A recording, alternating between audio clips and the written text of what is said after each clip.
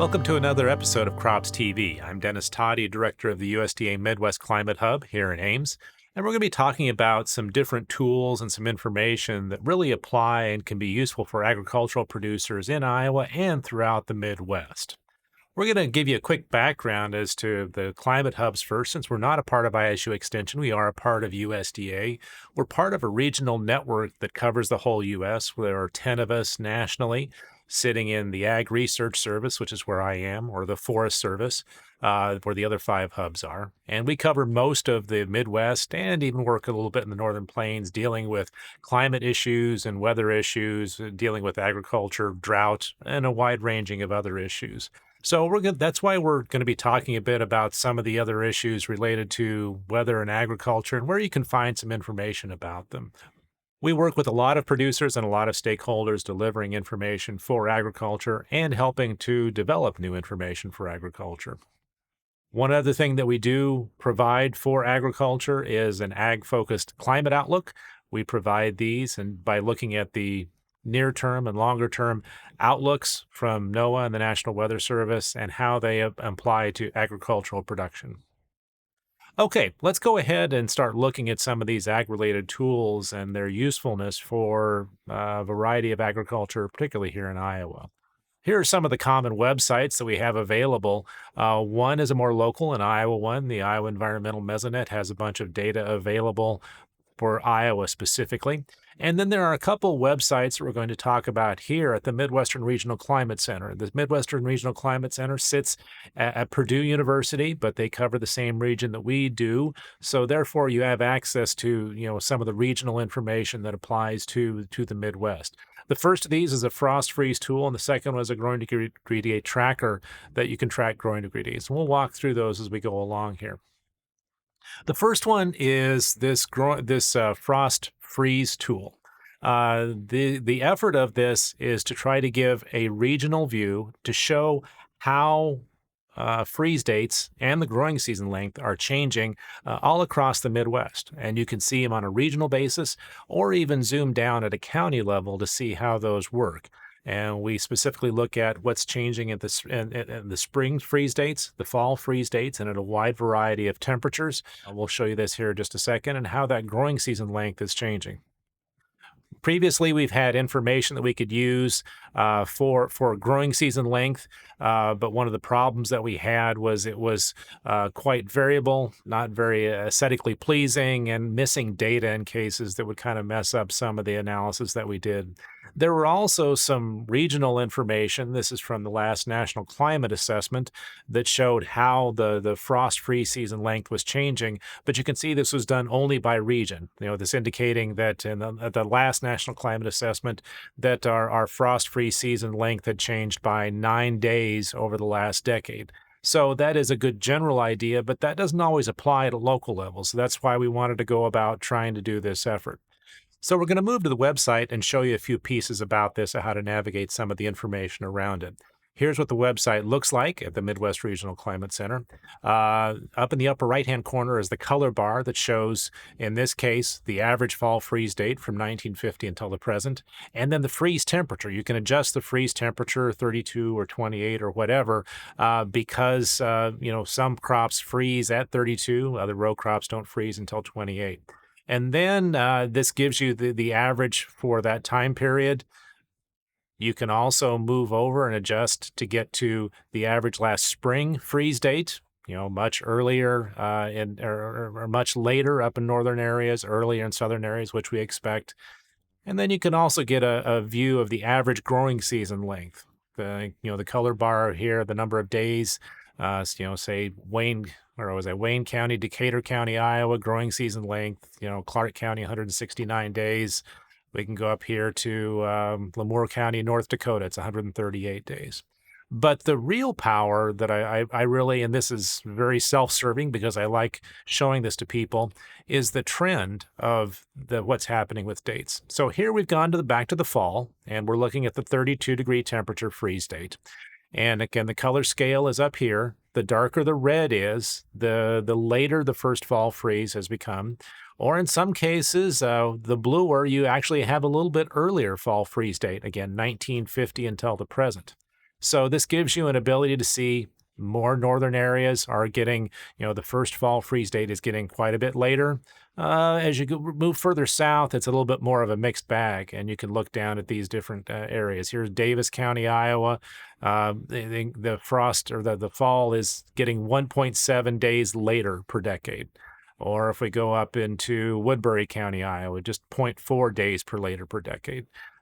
But then what you can also do is here, let's go to Webster County, for example, and click on Webster County.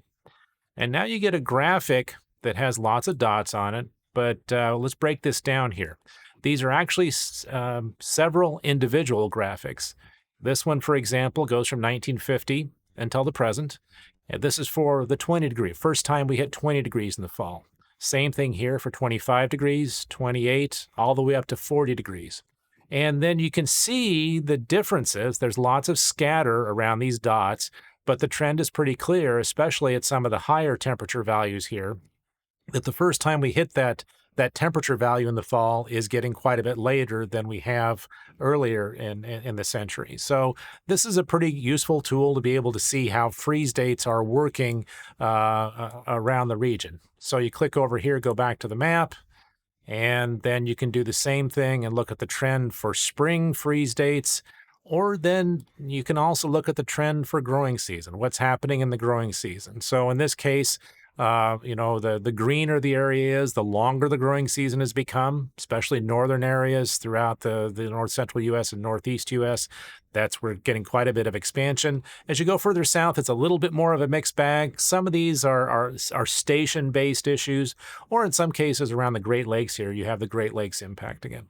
So this is really useful if you want to examine looking at using some longer varieties and say, how are those freeze dates changing on the spring and the fall? And, can I grow a longer season variety? Now, the one thing this doesn't do in the spring for us, oftentimes the freeze date is maybe not an issue for the spring, but the issue is how wet is it? So we may sometimes be away from spring freeze, but soil conditions still too wet to be able to get out.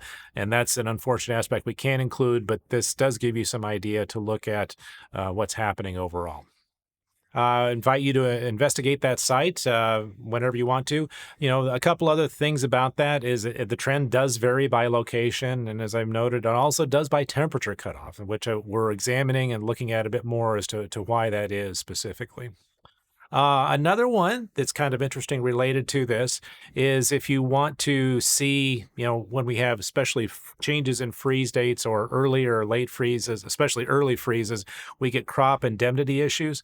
A partner hub of ours, the Southwest Climate Hub, created a site where you can go in and look at USDA RMA Risk Management Agency in indemnity payments since 1989. You can look at them by state, you can look at them by county, you can look at them by crop. Just something you can check out if you want to check out and look at that over time. Okay, another tool that I had mentioned earlier from the Midwest Regional Climate Center has been around for almost 10 years. That's our growing degree day tool. This one was developed for a project called the Useful to Usable project that was developing different tools for corn producers throughout the Midwest. There are other tools that you can find either through this website at agclimate4u.org. You'll have to go through a couple steps because that was the website for the project, or you can go to the Midwest Regional Climate Center and find them directly. But the Growing Degree Day tool is my favorite one out of this because I find it most useful to be able to help people track what's going on and where they are in the way of growing degree days. So what this tool does, it allows you, again, to go to look at a map, pick out your location on a map, and we're not going to do this one live because we're not in the middle of the growing season, so it's not going to produce a graphic for us. But what it allows you to do is it allows you to pick your plant date, which you see in the upper left-hand side, the GDD start date here. You can pick your corn maturity rating, how many days maturity rating is up on the upper right-hand side. And then there's some other things you can click on or off, the freeze date temperature, the The kind of teal colors there are the spring and fall freeze dates. But when you go in during the growing season, you're going to get a graphic looking something like this that shows you how many growing degree days you've accumulated since planting, how that compares to average. And then in the red line in the middle, it's when you're likely to hit tasseling if you've not hit tasseling yet. Or the more important one most times is when you're going to hit black layer. So, in Iowa, this is not usually a problem. Usually we have enough of a growing season. This has been most useful in northern areas or years when we get planted late. Are we going to get through the growing season and accumulate enough degree days? So this shows you where you are, and it shows you the progression, likely progression as we go through the year. So here's the map you'll go into. You pick a location, and then you click on create a growing degree day graph, and then you get something looking like this. In this case, the purple line is the average accumulation. There's a green line of how many you've accumulated for that year. This one, for example, was from Grand Forks, North Dakota. I had used for a previous talk. And it's really useful to be able to show you where you are in season and where you're likely to hit some variety of days as we go along. This is one I used from Guthrie County during last year. We had a little bit of delayed planting because of some cold temperatures in May. So this is what I used. We were in June at this point, and at that point there was a little bit of concern that the black layer might not hit until the early freeze dates. Turned out we had a very warm summer, growing degree days accumulated, and we were in pretty good shape most everywhere. In addition to that graphic, there's a data tab on there, and it gives you a lot more detail about the accumulation and where things are headed from that standpoint. So here's that website, the Midwestern Regional Climate Center. They're a very good partner of ours. They have a number of other tools available and access to data that I invite you to look at for that region. Looking a little bit closer to home, I had mentioned the Iowa Environmental Mesonet. If you're looking for soil temperature data, now we're looking at some more specific types of information. Up on the lower right-hand side, this graphic is created daily that has the 4-inch soil temperatures around the state. You can also find some more profile temperatures and even soil moisture in a few locations at profile on that page. Up in the upper left-hand side, there is a regional map we have of soil temperatures. We have some problems and some data gaps from some states that we're still trying to work on with some of our partners around there. Some coming things that we're working with on the Midwestern Regional Climate Center is a soil temperature climatology. We have lots of climatologies of precipitation and temperature and some other things. Something that's missing is average soil temperatures over a long period of time. That is really important when we're looking at nutrient applications, appropriate times for planting, those sorts of things. So we need to develop a soil temperature climatology and also an temperature inversion climatology for understanding low-level temperature inversions, which influence drift issues.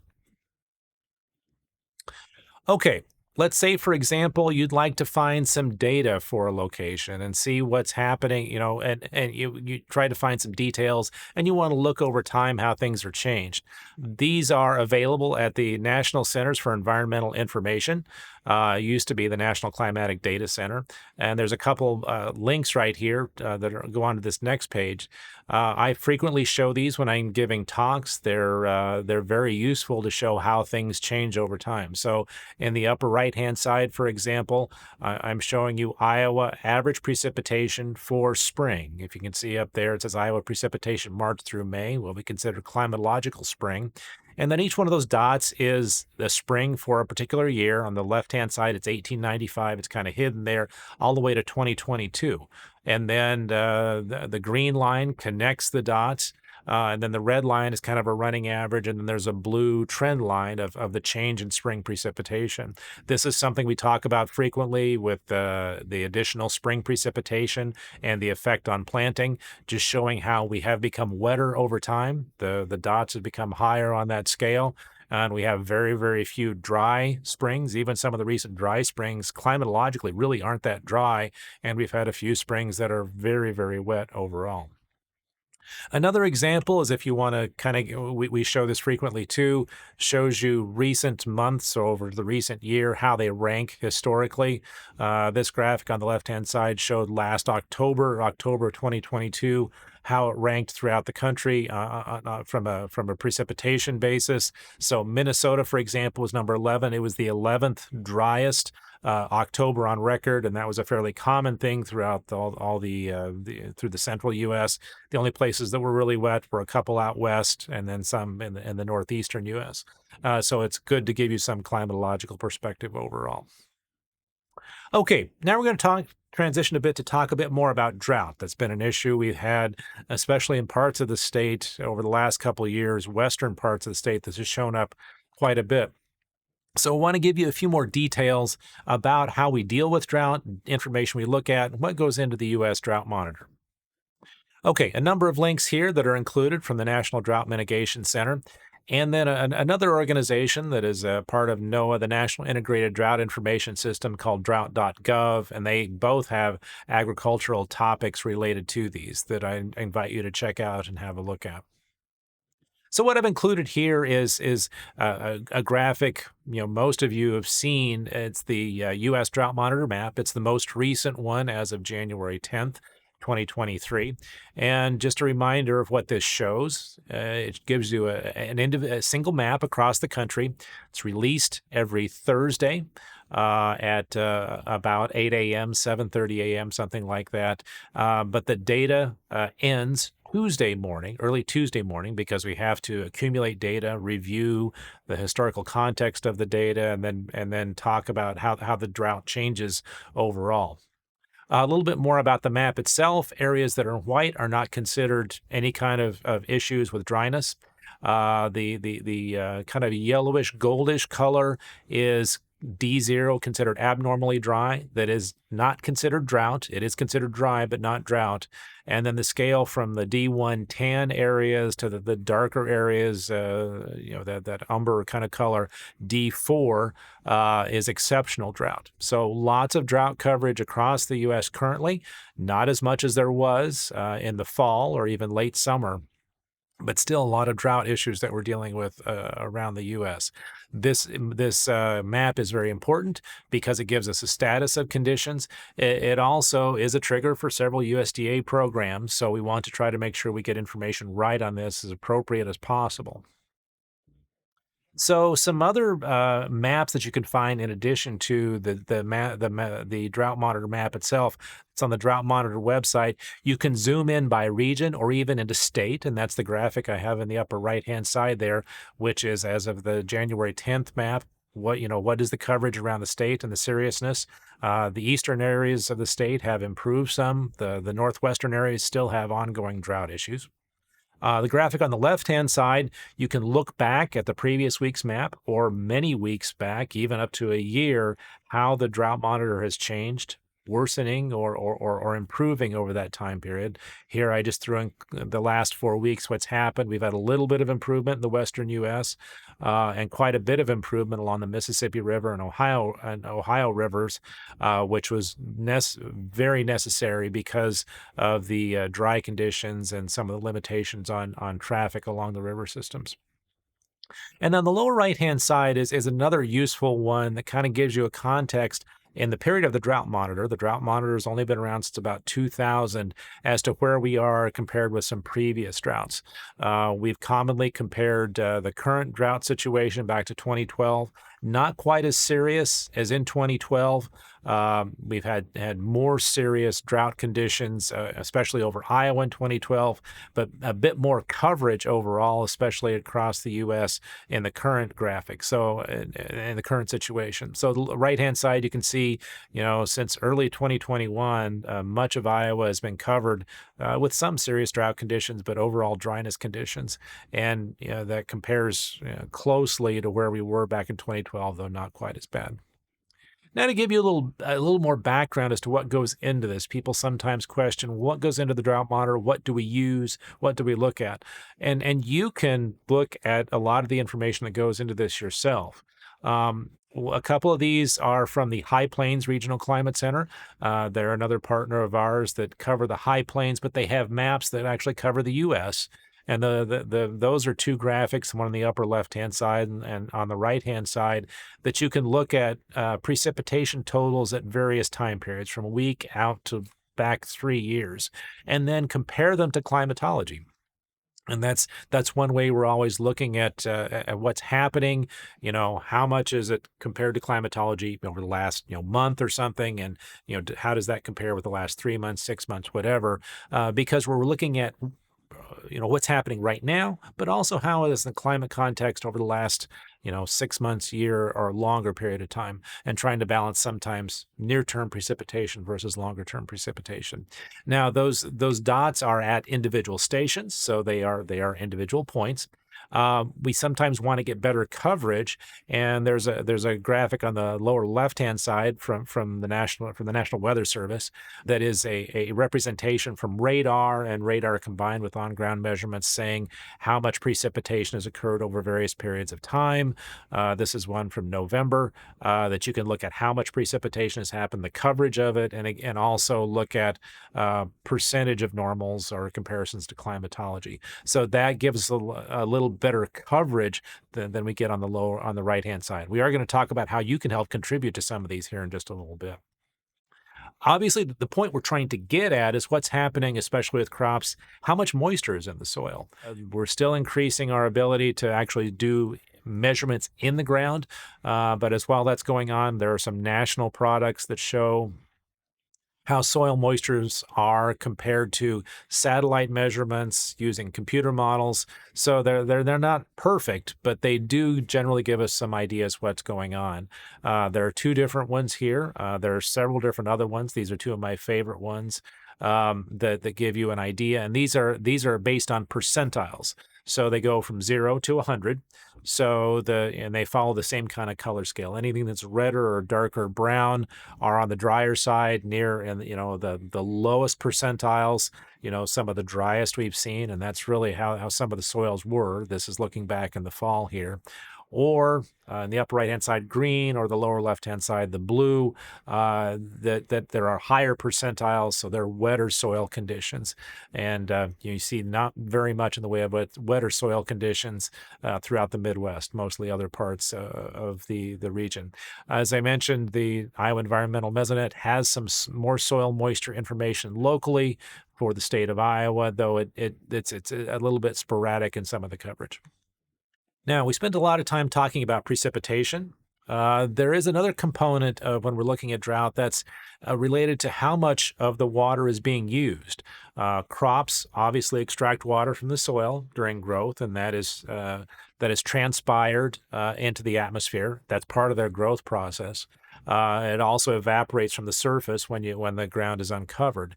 But those are also influenced by how warm it is. The warmer it is, the drier the air is, or more solar radiation, how much sunlight there is, increases that crop water use.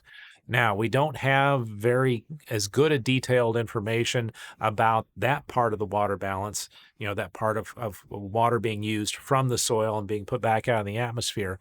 But this is a graphic that gives you some ideas from a general scale. This is what's called EDDI. That is it's a NOAA product. And then the scale on the bottom is ranked on the drought monitor scale. So anything that is, the browner or redder colors would be, in this case, Minnesota, Wisconsin border, the darkest brown, that would be similar to a D4 amount of water loss, very serious drought water loss. This was from the fall, which kind of helped contribute to the drought conditions, the worsening of drought conditions that we saw in the fall.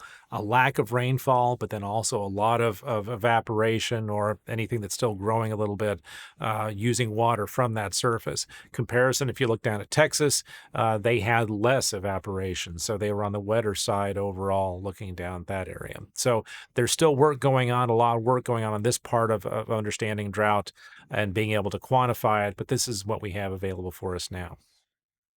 Now, I mentioned the ability for you to help contribute. One of the things that we need on the ground is when we're trying to look at drought and drought conditions and the U.S. Drought Monitor, that is, what is actually happening on the ground? Do the conditions that are being reported based on data match with what you're seeing on the ground? And we always want to get that input. You can always contact us directly. You'll see my contact information at the end. My partner, the state climatologist, Dr. Justin Glisson, you can report him even through ISU Extension. You can report how you're being impacted by drought or other issues. But there are some national efforts that you can contribute and be part of that can be shared even more widely. The first one is called, the acronym is CMOR, the Condition Monitoring Reports. This works through, again, the National Drought Mitigation Center. And by going there, you can do one-time observations, noting what conditions are around you. You can even include a picture and talk about what's happening around you. That helps us to say, kind of look at what's happening in the way of data. Does that match with what people are seeing on the ground? So that's kind of a one-time sort of thing. Now, on the right-hand side, something called CocoRaws. Now, we're not talking about the breakfast cereal. This is the Community Collaborative Rain, Hail, and Snow Network. That leads to the acronym CocoRaws. This has been around. It just celebrated its 25th anniversary at a conference in Denver, the American Meteorological Society. It allows volunteers to take daily precipitation measurements using this 4-inch diameter rain gauge, those bigger plastic rain gauges. You sign up, you get the rain gauge, and then you can start reporting. Do a little bit of training and you're reporting. That helps us. I showed the graphic earlier that had dots around it. Sometimes there are places in the state we don't have as much precipitation information as we'd like. This is a way for us to get more of that and for you to report more of what's going on, especially if you're recording this precipitation anyway. Help share it with the rest of us. And, as soon as you sign up, as soon as you report, it goes on a map and we can see how much rainfall people had, or in drought cases, how much you didn't have. You also have the ability to do condition monitoring report there, which we can get a handle on and compare that to what's going on with the U.S. Drought Monitor. So I encourage you, please join. We'd love to have the additional information. Okay, a couple more things as we're getting towards the end here. We talk a lot about forecasts and outlooks, looking at longer range, what's happening. Well, I'm not going to talk about those specifically, but I'm going to talk about how you use them because they are an important tool that we use to share what's happening and going on. So, two different places to go for websites here. The next 7-day forecast, weather.gov. This is the National Weather Service. Part of your tax dollars at work and providing data and information and forecasts for you, is along with public safety. And the other one, and they handle days 1 through 7, the next week. And then as you go from day 8 on out to a year, or week 2, what they call it, out to a year, is the National Weather Service Climate Prediction Center. CPC is what it stands for. That do those outlooks that are released every day. They do an updated outlook every day for the next 6 to 10 days and 8 to 14 days. And they show you what's likely to happen in the way of temperature and precipitation.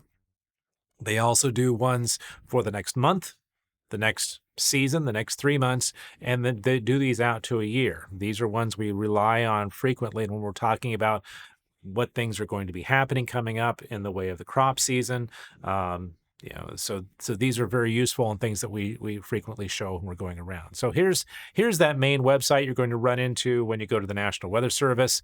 You click into your location to get more detailed information. This also gives you a national view what's happening in the way of watches, warnings across the country. It's been very active recently. Lots of colors on there with lots of things going on. Here's the next one, the Climate Prediction Center. And here I've included, these were graphics from back in December for, on the left-hand side, what's likely to happen in the way of monthly temperatures, and on the right-hand side, monthly precipitation for the next months of precipitation. And how you interpret this is that you have increased chances. So looking at the temperature one across the southern U.S., we have an increased chance of being warmer than average. Or in the north central U.S., you have an increased chances of being below average. I'm going to show you how to interpret that here in just a little bit. Or you can also kind of zoom in on that graphic down. What would be over the Gulf of Mexico gives you a breakdown of those percentages and how they break down. Note in this case the chances were not very strong in either case because there was not a lot of confidence, but the outlooks didn't lean one way or the other. The area that's in white, it's called equal chances. It doesn't mean we don't know anything. It just means that we don't have enough data to point one way or the other. So we just say, there's the whole wide range of outcomes is possible. On the right-hand side, precipitation does the same thing. In this case, the southern U.S. had a slightly better chance of being below average in the way of precipitation, which kind of did pan out. And then the Pacific Northwest and Northern Plains had a slightly increased chance of being above average, which has kind of panned out also. So these outlooks were fairly useful in that way. Now, to help you interpret these a little bit more, I included an interpretation of these, and also on that same Climate Prediction Center website, you can kind of think of a pie chart on the left hand side there, and I put that. The dot over Iowa in this case for the way of temperature and precipitation, and how those percentages change. So in this case, the 6 to 10 day outlook for temperature, which is the upper graphic, had the blue area. It had we were further into the blue, so we had a 62% chance of being below normal in the way of temperatures, and then a 33% chance of being near normal. We're looking at the pie chart on the left-hand side. And then the red, there was only a small chance of it being above normal temperatures. This was a fairly likely cold out period. This was looking at that cold period coming through the middle of December, which did happen. It did happen to pan out that way. As for temperature or precipitation on the lower right-hand side, we were in that gray area of near normal. And when that happens, you have about a 33% chance of being near normal, above normal, or below normal in this case. So, basically you increase the probability of one thing happening, you decrease the probability of another thing happening. So if you want to get into details of that, or if you have any questions about that, you can always contact me to ask more questions. Just a reminder of our website and where you can find out information from us. And we are always willing to come out and speak, explain more things about weather and climate, or answer your questions about anything ag and weather and climate related.